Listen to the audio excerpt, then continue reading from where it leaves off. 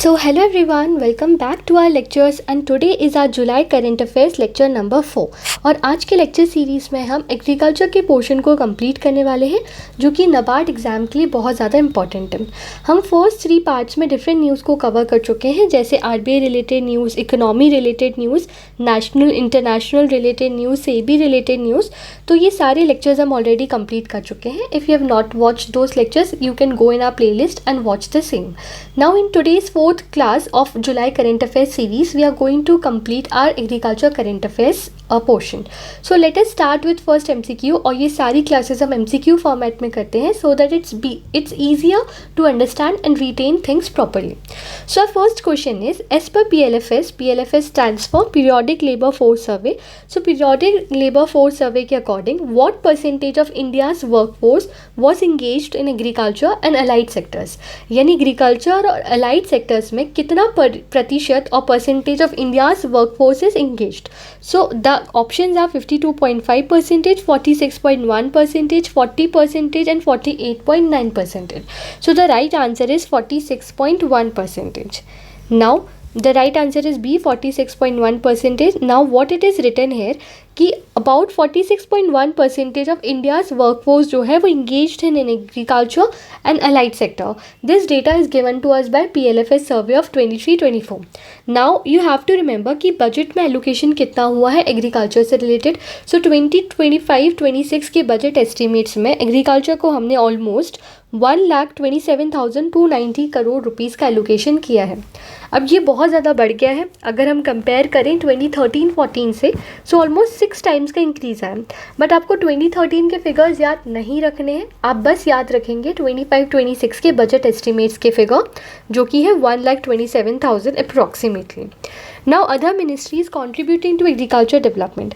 इसका मतलब है कि बहुत सारी मिनिस्ट्रीज़ हैं जो एग्रीकल्चर डेवलपमेंट में अपना रोल प्ले करती हैं. For example ministry of new and renewable energy through PM Kusum Yojana, then department of agriculture research through researches, ministry of Jal Shakti through Pradhan Mantri Krishi Sinchai Yojana, ministry of chemicals through fertiliser support, ministry of rural development through MG NREGA like schemes. यानी agriculture and सारी ministries जो है वो को exist करती हैं and help करती हैं डेवलपमेंट में. Now, our second question is, what was the annual growth in food grain production between 2013-14 and 25? यानी ऐसा आर्टिकल है जो कि हमें बता रहा है कि एनुअल फूड ग्रेन प्रोडक्शन में कितना एनुअल ग्रोथ हुआ है between 2013 to 2025, between a long period.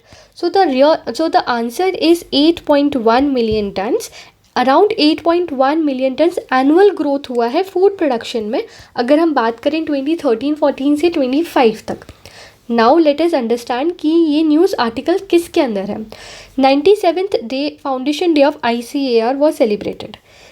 97th foundation day of ICAR was celebrated. ICAR यानी कि Indian council for agriculture research. Now on 16th of July यानी 16th जुलाई को 97th foundation day बनाया गया ICAR का इन new Delhi. और उस ओकेजन पे कुछ स्टैटिस्टिकल हाइलाइट्स दिए गए जो हमारे लिए इंपॉर्टेंट है टू स्टडी. हमारे लिए ये इंपॉर्टेंट ज़्यादा नहीं है कि ये कब बनाया गया, कहाँ बनाया गया, कौन सा डे था. यू कैन जस्ट रिमेंबर कि 97th फाउंडेशन डे था, दिल्ली में बनाया गया ICAR का था. बट जो ज़्यादा इंपॉर्टेंट है वो उस आर्टिकल में दिए गए स्टैटिस्टिकल हाइलाइट्स हैं कि वहाँ पर बताया क्या गया. हमारा फूड ग्रेन प्रोडक्शन कितना हुआ है, हमारा हॉर्टिकल्चर प्रोडक्शन कितना बड़ा है, मिल्क प्रोडक्शन कितना बड़ा है. ये सारे फैक्ट्स हैं जो हमारे एग्जाम के लिए इंपॉर्टेंट है. और यहाँ से क्वेश्चंस, ट्रिकी क्वेश्चंस कभी कभी आ जाते हैं एंड हम कंफ्यूज हो जाते हैं कि how to attempt these difficult questions. So it is nothing but जो फैक्ट्स हमें दिए गए हैं in overall discussion, foundation day celebration, वो हमारे लिए काफ़ी इंपॉर्टेंट हो जाते हैं. So first is food grain production. So food grain production में almost 8.1 million tonne annual growth हो रहा है 2013 to 2025.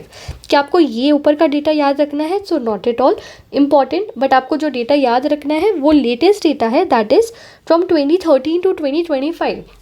2013 to 2025 around 8 million turns annual food grain में ग्रोथ हो रहा है. नाउ अगर हम हॉर्टिकल्चर की बात करें सो हॉर्टिकल्चर में वो ग्रोथ सेम पीरियड में 7.5 मिलियन टन है एनुअली. यानी फूड ग्रेन प्रोडक्शन काफ़ी ज़्यादा बड़ा है 8 मिलियन टन एनुअली से। एंड हॉर्टिकल्चर प्रोडक्शन, हालांकि हॉर्टिकल्चर प्रोडक्शन अब फूड ग्रेन प्रोडक्शन से आगे निकल चुका है, बट जो ग्रोथ रेट है वो हॉर्टिकल्चर प्रोडक्शन में 7.5 मिलियन टन है annually, and food grain production में it is 8.1 million tonne annually. Then अगर हम मिल्क प्रोडक्शन की बात करें, सो मिल्क प्रोडक्शन की annual growth rate is 10.2 million tonne annually, जो कि दोनों food grain and horticulture production से ज़्यादा है। So if we go back to our MCQ which was asking कि एनुअल ग्रोथ रेट क्या है, एनुअल ग्रोथ क्या है फूड ग्रेन प्रोडक्शन में between 2013-14 to 2025, the answer is 8.1 million. अगर हॉर्टिकल्चर की बात करते तो answer is 7.5 million ton, and अगर मिल्क की बात करेंगे तो it is around 10 million ton. Now let's move on to our next MCQ. So next news was on PM Dhan Dhanya Krishi Yojana that has been separately covered by us. I'll give you the link of this session and you can just go and watch that scheme. Now our next question is, which premium product was launched at Bharat Organic Mela 2025? सो इसका मतलब है कि एक Bharat Organics मेला conduct किया गया है 2025 में, और वहाँ पर एक प्रीमियम प्रोडक्ट को लॉन्च किया गया है। So is it organic honey, organic apple cider vinegar, organic green tea और organic turmeric? So the right answer is organic apple cider vinegar. So B is the right answer, that is organic apple cider vinegar. Now what has happened? Bharat Organic Mela 2025 हुआ है on 3rd of July in the World Trade Centre of New Delhi. तो वहाँ पर हुआ, and organise किसने कराया? Organise कराया National Cooperative Organics Limited ने under the aegis of ministry of corporation and ministry of agriculture and farmers welfare. Occasion was Azadi ka Amrit Mahotsav and international year of cooperatives. International year of cooperatives के बारे में हम आगे भी स्टडी करेंगे, because 2025 को UN ने डेजिग्नेट किया है as international year of cooperatives. Now यहाँ पर एक प्रीमियम प्रोडक्ट को लॉन्च किया गया है, that is organic apple cider vinegar. This is important for you to know, which has been developed by Unnati cooperative, India's largest vinegar producer. It features Himalayan apples, traditional fermentation, women led units and chemical free, I think it would be chemical free products. It has been certified by FSSAI, USFDA, USD Organic and India Organic. यानी आपको product का नाम याद रखना है जो premium product launch हुआ है, that is organic apple cider vinegar. Now the next question is, what is the theme of UN International Year of Cooperatives 2025? So UN ने 2025 को international year of cooperatives declare किया है, और इस year का, इस कॉपरेटिव्स का थीम क्या है ये आपको बताना है. So is it cooperatives for sustainable growth, cooperatives build a better world, cooperatives for self reliant India, और सहकार से समृद्धि? So the right answer is B, cooperatives build a better world. So B is the right answer, and let us now see. This is exact line I have copy pasted from PIB article that says, Ministry of Cooperation has undertaken a range of special initiatives and events to commemorate UN International Year of Cooperatives 2025 with the theme Cooperatives Build a Better World, which was officially launched by Honorable Prime Minister Shri Narendra Modi at ICA. ICA means International Cooperative Alliance Global Cooperative Conference held in 2024. Right. Now the next question is, what is the government's target for establishing multi-purpose PACS, dairy and fishery cooperative societies under the strengthening plan? So what is PACS? PACS is Primary Agriculture Cooperative Societies. So under this, yes. So what is government's target for establishing multi-purpose PACS? यानी government का क्या target है to establish multipurpose PACS, dairy and fishery cooperative societies under the strengthening plan? I think this is the most important MCQ जो आज की class का है. I think it is very important and highly it is to be asked, highly likely to be asked. So answer is 2 lakh in 5 years.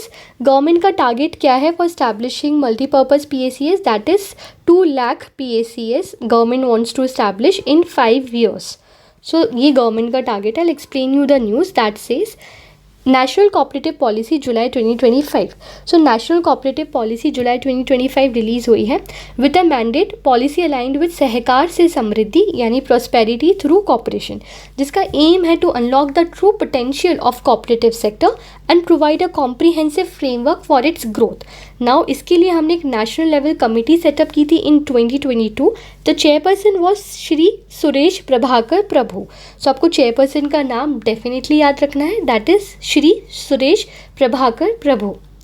Now strengthening cooperative movement.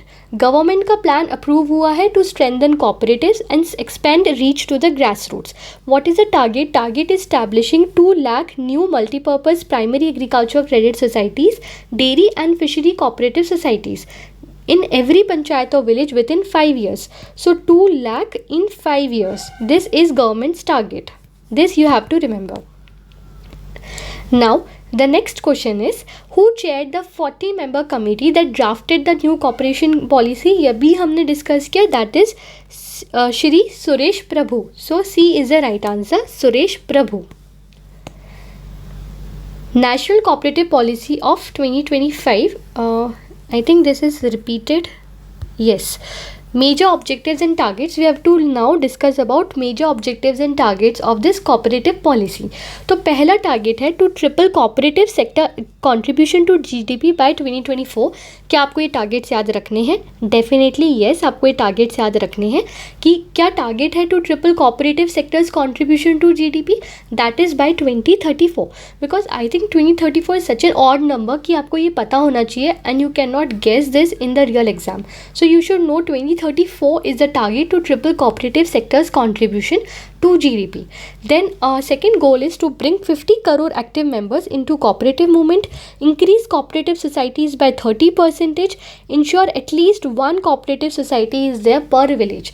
So these are our goals. These all are our goals जो आपको याद रखने हैं, जिसमें से economic goals we are discussing, tripling cooperative sector's contribution by 2034, then bringing 50 crore active members into the movement, increasing societies to at least 30% and ensuring at least one there is cooperative society per village.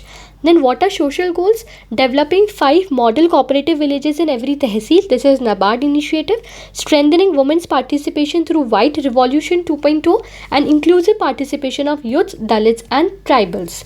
उसके बाद structural and governance goals क्या है? Computerisation of PACS and other cooperatives. हमको पता है कि जो PACS है यानी जो प्राइमरी एग्रीकल्चर कॉपरेटिव सोसाइटीज़ है, we are wanting them to computerise so that there is more transparency maintained. और रिसेंटली इसमें एलोकेशन भी बढ़ा दिया गया है, जो we also discuss this in our PIB classes. If you know you can tell me in the comment section कि what has been the computerization of PACS new allocation.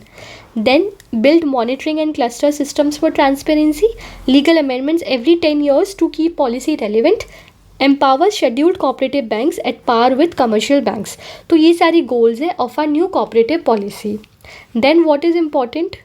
I think it is later written, I'll tell you then only.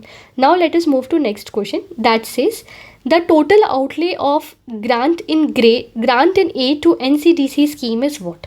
Now this scheme is also very important और इसका outlay भी बहुत important है. The answer to this is B 2000 crores. So the total outlay of grant in aids to NCDC scheme is 2000 crores. And now let us understand what this scheme is all about. So grant in aid to NCDC 2025 to 2029. Now, Union Cabinet, chaired by Pradhan Mantri Narendra Modi, approved a central sector scheme that is called as Grant in Aid to National Cooperatives Development Corporation. So, NCDC का full form क्या है? NCDC का full form है National Cooperative Development Corporation. तो ये scheme को प्रधानमंत्री मोदी ने अप्रूवल दे दिया है and it is a central sector scheme. Central sector scheme का मतलब क्या होता है? सेंट्रल सेक्टर स्कीम का मतलब है कि 100% contribution would be given by the centre. It is all for centre. Government of India पूरा खर्चा देगी स्कीम का. It is a central sector scheme. Now what is financial outlay? Financial outlay is 2000 crore जो आपको याद रखना है for 4 years. That is 2025, 26 to 28, 29. यानी इसका जो इम्प्लीमेंटेशन पीरियड है that is 4 years, 2025 to 2029. Each year 4 years 2000 rupees. तो हर साल 500 crore rupees would be disbursed. 500 crore into 4 years that would make 2000 crores. Now entire funding will come from budgetary support of government of India, क्योंकि ये एक central sector scheme है, सारा खर्चा जो है वो सेंट्रल सरकार देगी. NCDC leverages this grant to mobilize 10x fund, that is 20,000 crores. Now NCDC जो है वो इस ग्रांट को लेवरेज करेगी और मोबिलाइज करेगी 2000 का 10x fund, that is 20,000 crore rupees. NCDC जो है वो एक एग्जीक्यूटिंग एजेंसी की तरह काम करेगी. So NCDC would be an executing agency जिसका रोल होगा disbursement of loans, project monitoring and follow up and loan recovery. Then what would be the loan delivery mechanism? Loan delivery mechanism would be through state government या directly दिया जाएगा to cooperatives. Then there would be long term loans और working capital loans. So this all is important at this part. Now the next question is, India's first internationally recognized equine disease-free compartment is located where? So it is located at Meerut, Uttar Pradesh. So B is the right answer, Meerut, Uttar Pradesh. Now what is there? इसका मतलब क्या है? India ने पहला internationally recognise equine disease free compartment शुरू किया है, announced by ministry of fisheries, animal husbandry and dairying and recognised by world organisation for animal health, जिसका हेडक्वार्टर पेरिस, फ्रांस में है. ये एक्चुअली हमने नेशनल न्यूज़ के टाइम पे भी ये न्यूज़ डिस्कस की थी. Now the location is Meerut cantonment, Uttar Pradesh, और the significance is enabling international movement for Indian sport horses. Right. So now let's move to next article that says National Fish Farmers Day 2025 was celebrated on which day? So National Fish Farmers Day is celebrated on 10th of July. So answer is D, that is 10th of July 2025. Now National Fish Farmers Day is celebrated to commemorate which scientific breakthrough in Indian fisheries. यानी जब हमने national fish farmers day celebrate किया है तो हम किस scientific breakthrough को celebrate करते हैं?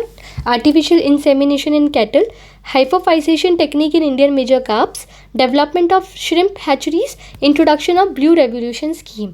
Then the next question is, who pioneered the induced breeding and reproduction of Indian major calves by hypophysation in 1957? मतलब ये तो क्लियर है कि फर्स्ट का आंसर बी है कि हम national fish farmers day commemorate करते हैं hypophysation technique in Indian major carps. And ये टेक्निक किसने पायनियर की? So that was pioneered by doctor Hiralal Chaudhary and doctor KH Alikunhi. So B is the right answer and here also B is the right answer.